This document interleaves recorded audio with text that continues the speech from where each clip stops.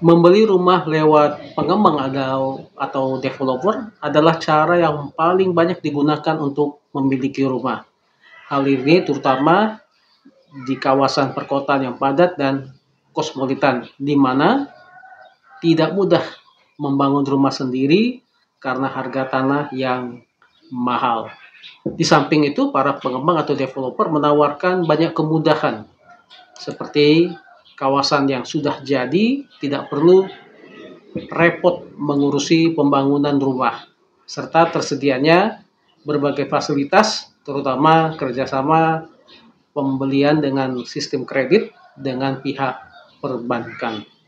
Namun demikian, konsumen wajib memahami sejumlah hal saat melakukan pembelian. Ada berikut ini tips yang Anda dapat perlu pahami dan pelajari dengan baik ketika mengambil rumah lewat pengembang supaya Anda tidak terkecoh.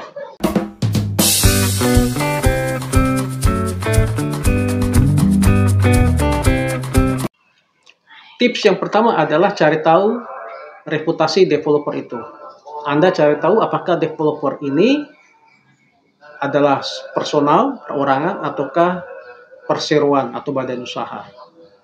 Kalau dia personal, Anda cari tahu personal ini apakah memiliki nama yang baik, reputasi yang baik, apakah ada sejumlah proyek lain, perumahan yang lain yang dikerjakannya selain rumah yang Anda tawarkan.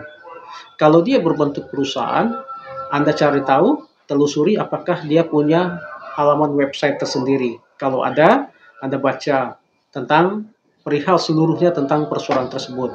Siapa pemegang sahamnya, siapa komisarisnya, siapa direksinya, apakah mereka orang-orang yang punya integritas yang Anda kenal atau tidak ada sama sekali.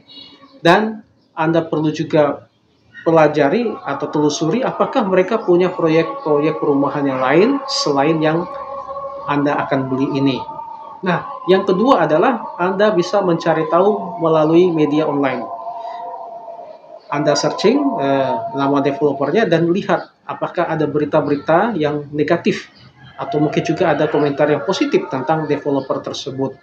Nah, Anda pelajari yang positif dan negatifnya sebanyak-banyak mungkin Anda butuhkan. Mana yang positif dan mana yang negatif. Positifnya seperti apa dan negatifnya seperti apa. Apakah begitu parahnya, apakah begitu buruknya. Dan yang ketiga adalah Anda bisa searching untuk mengetahui reputasi developer ini melalui media sosial.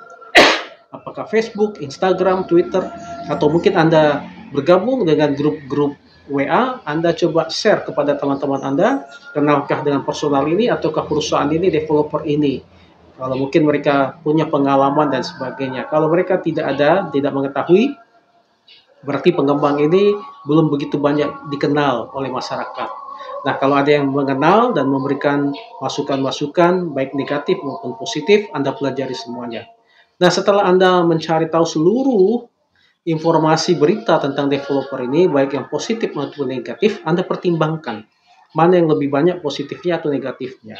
Sejauh apa positifnya, apakah itu sesuai dengan yang apa Anda butuhkan atau tidak sama sekali.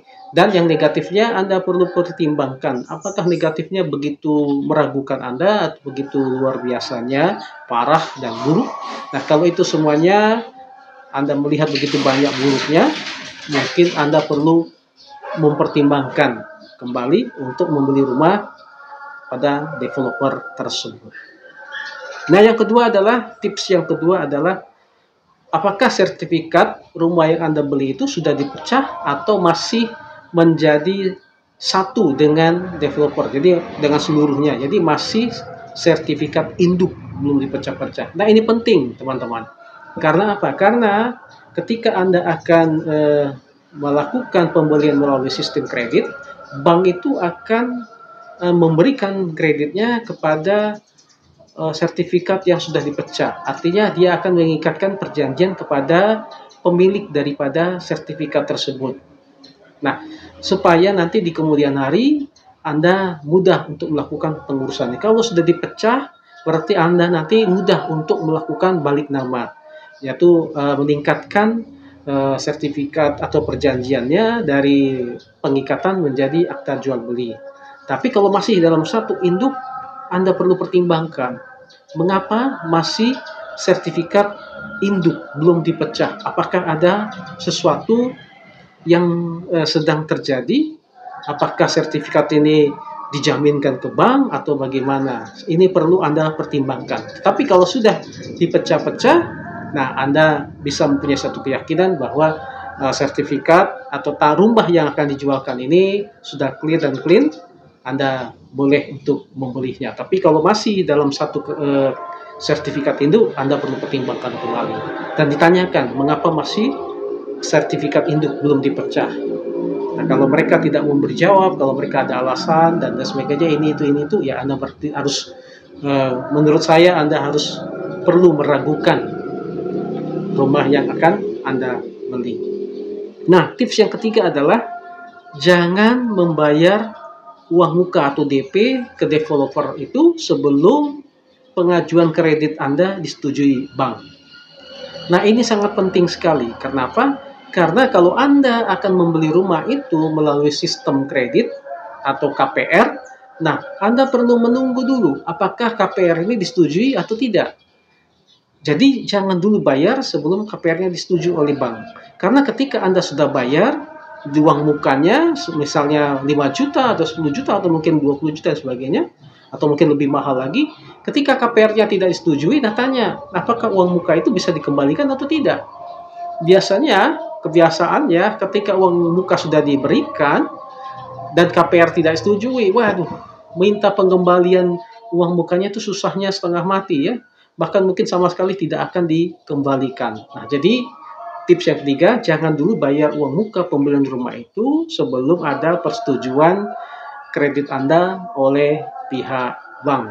Nah, tips yang keempat, kalau misalnya KPR ini sudah disetujui oleh bank, Anda tanyakan kepada bank, apakah nanti suatu ketika Anda merasa bahwa bunga bank yang diterapkan oleh bunga pinjaman yang dipasang oleh bank itu terlalu tinggi, atau mungkin ada sesuatu yang lain, Anda berpikir untuk take over atau mengalihkan pinjaman ini, KPR ini dari bank yang sekarang kepada bank yang lain. Apakah diperbolehkan? Apakah bisa? Nah, ini penting sekali. Kalau misalnya bank mengatakan tidak bisa, ditanyakan kenapa tidak bisa.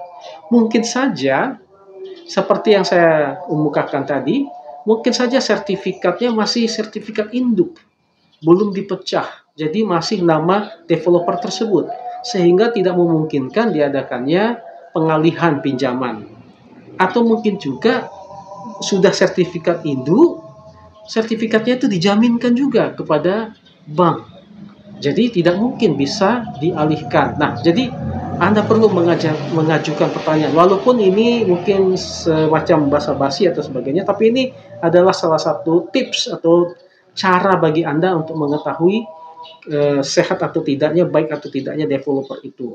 Minta bank, bertanya kepada bank, kalau nanti suatu waktu saya merasa bunganya terlalu tinggi, saya keberatan, atau mungkin ada bank yang menawarkan kemudahan, atau mungkin akan dijual dan sebagainya, saya perlu mengalihkan kredit, apakah bisa dilakukan take over oleh bank lain? Kalau tidak bisa, nah ini mungkin bisa menjadi bahan pertimbangan bagi Anda untuk membeli rumah pada developer tersebut. Tips yang kelima adalah ada resiko rumah tidak jadi tepat waktu. Nah, maksudnya di sini adalah ada resiko kalau membeli rumah dengan developer itu rumah tidak selesai padahal pembayarannya sudah lunas. Nah, kalau itu yang terjadi, apa yang akan dilakukan oleh developer tersebut? Apakah Anda akan diberikan kompensasi? Lalu, apa yang akan dilakukan developer itu untuk menyelesaikan rumah yang belum jadi sesuai dengan tenggang waktunya?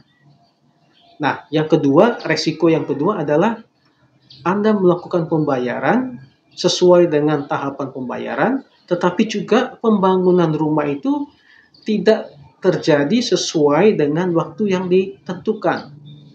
Jadi terlambat, tidak sesuai dengan target. Nah, pastikan di dalam klausul perjanjian jual beli yang Anda tanda tangani itu mengatur klausul bahwa bila mana developer terlambat menyerahkan rumah sesuai dengan tenggang waktu, Anda diberikan kompensasi. Artinya ada denda keterlambatan dalam menyerahkan rumah tersebut. Dan berapa lama akan dijanjikan waktu penyelesaian pembangunan rumah tersebut. Harus ada kepastian.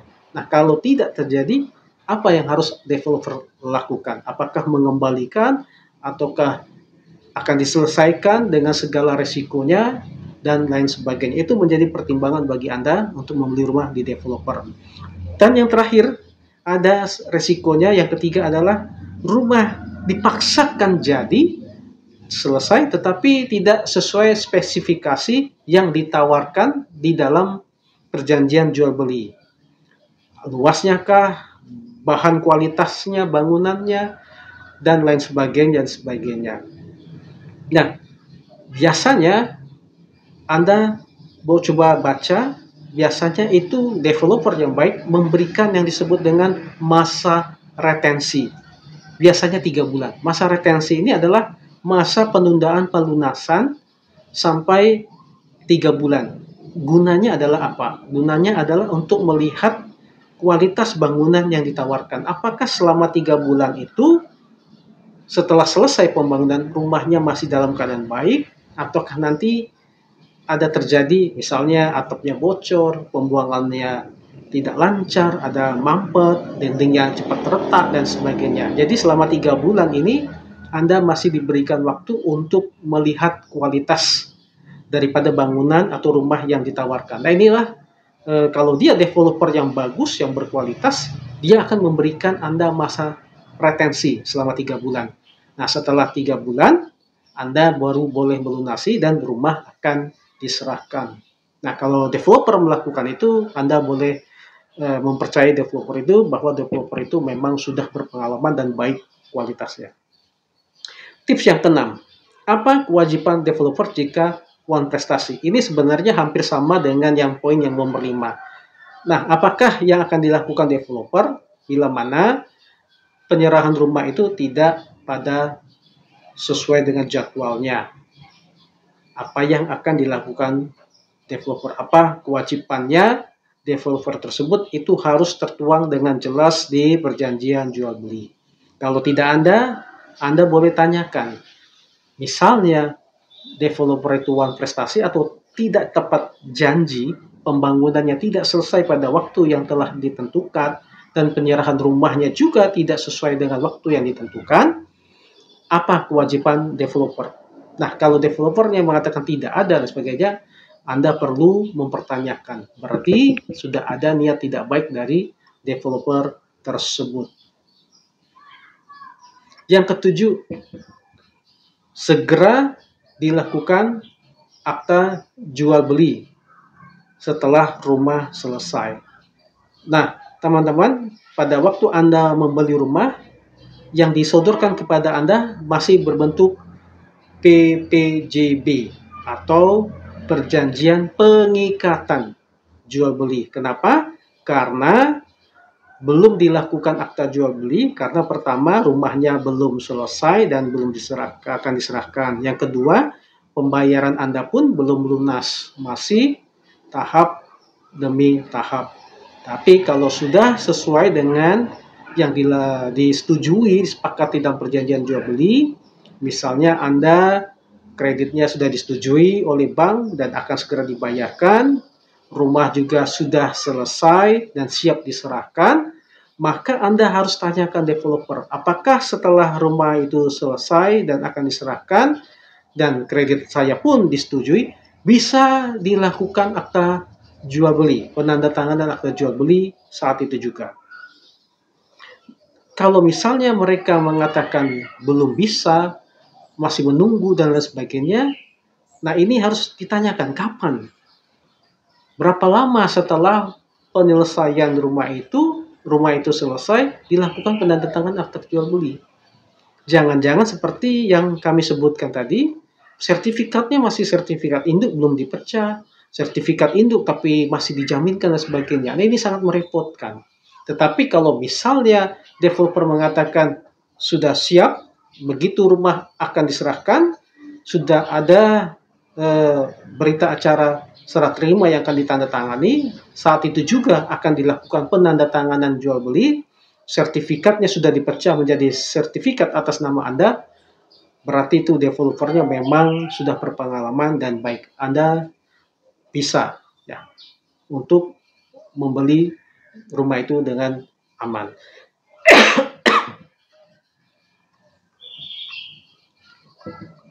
Yang ke-8 adalah segera urus status sertifikat hak milik. Nah, tips yang berikut yang ke-8 adalah apakah nanti dimungkinkan karena sudah sertifikat dipecah menjadi atas nama Anda segera urus sertifikat dari atas nama developer itu dengan nama atas nama Anda. Mengapa? Karena ada perubahan status sertifikat. Kalau sertifikat itu masih atas nama pengembang dalam bentuk perusahaan PT, itu jenis sertifikat yang akan diberikan adalah HGB atau hak guna bangunan. Jadi Anda perlu alihkan ke atas nama pribadi, perorangan, jadi statusnya akan dinaikkan menjadi sertifikat hak milik. Ini perlu, penting. Kenapa? Karena HGB atau hak guna bangunan itu ada masa kedaluarsannya. 30 tahun dan diperpanjang sekian tahun. Tetapi kalau sertifikat hak milik tidak ada masa periodenya, tidak ada kedaluarsannya, selama-lamanya. Bisa juga diwariskan dan sebagainya. Jadi segera urus sertifikat hak milik. Nah, kalau ada kesulitan, nah itu perlu ditanyakan. Seperti tadi, balik-balik lagi, jangan-jangan sertifikatnya masih sertifikat induk dan sebagainya dan sebagainya. Yang ke-9, perlu juga ditanyakan apakah rumah ini sudah memiliki izin mendirikan rumah atau IMB. Di sejumlah daerah memang IMB tidak terlalu diperhatikan. Tetapi di kawasan perkotaan, jika Anda membeli rumah di kawasan perkotaan yang padat kosmopolitan seperti Jakarta dan sekitarnya dan kota-kota besar lain, IMB itu sesuatu yang sangat penting. Kita melihat dan mendengar atau baca di media-media, melihat di media-media, baik media cetak, televisi, ataupun media online. Di Jakarta ada begitu banyak rumah yang disegel karena tidak sesuai peruntukannya atau tidak memiliki IMB. Nah, karena itu, kalau Anda berencana membeli rumah di kawasan perkotaan, Anda perlu tanyakan apakah ada IMB-nya. Kalau tidak ada, Anda mintakan. Saya dimintakan diuruskan ada IMB-nya. Dan itu Anda minta dimasukkan di dalam perjanjian jual beli. Nah, kalau developernya keberatan, Anda tanya kenapa keberatan. Seharusnya rumah itu sudah memiliki IMB. Nah, jadi harga yang ditawarkan itu Anda minta juga semua termasuk dengan pengurusan sertifikat, balik nama Anda, dan juga ada IMB-nya. Kalau tidak, Anda perlu mintakan kepada developer itu agar IMB ini dimasukkan dalam klausul perjanjian. Artinya developer wajib menyerahkan sertifikat atau menguruskannya dan menyerahkan IMB atau menguruskannya IMB itu dan setelah jadi akan menyerahkannya kepada Anda. Jadi lebih safe ya. Anda lebih nyaman, lebih aman dalam membeli rumah. Kalau belum atau developernya tidak bersedia, nah ini bisa menjadi pertimbangan bagi Anda untuk membeli rumah pada developer tersebut. Yang terakhir, jangan melakukan transaksi jual beli di bawah tangan. Nah, biasanya kalau dia adalah developer yang sudah berpengalaman, mereka sudah mempunyai pejabat atau PPAT langganan. Ya, karena mereka sudah terbiasa jual beli perumahan itu, pasti mereka punya PPAT yang sudah diajak kerjasama. Nah, tapi kalau tidak memilikinya, artinya masih di bawah tangan. Di bawah tangan itu artinya hanya antara Anda dengan developer saja, itu sangat berbahaya. Ya, karena itu di bawah tangan. Tetapi kalau Anda dengan developer itu melakukan perjanjian jual beli, dilakukan oleh PPAT atau pejabat pembuat akta tanah, itu lebih nyaman dan aman. Kenapa? Karena PPAT adalah pejabat yang diberikan kewenangan oleh negara untuk melakukan pengurusan transaksi jual beli, ya, baik perjanjian jual beli, baik nanti penandatanganan akta jual beli dan lain sebagainya dan sebagainya. Termasuk nanti juga dimungkinkan untuk melakukan pengurusan sertifikat Anda balik nama dari perseroan atau dari developer itu ke Anda. Jadi jangan sekali-sekali Anda menyetujui atau meminta perjanjian jual beli di bawah tangan. Di bawah tangan artinya tidak melalui PPAT. Itu sangat berisiko sekali. Lebih baik Anda meminta, kalau tidak ada PPAT, Anda meminta developer itu dilakukan dengan PPAT. Kalau tidak ada, Anda mencari sendiri dan Anda sodorkan.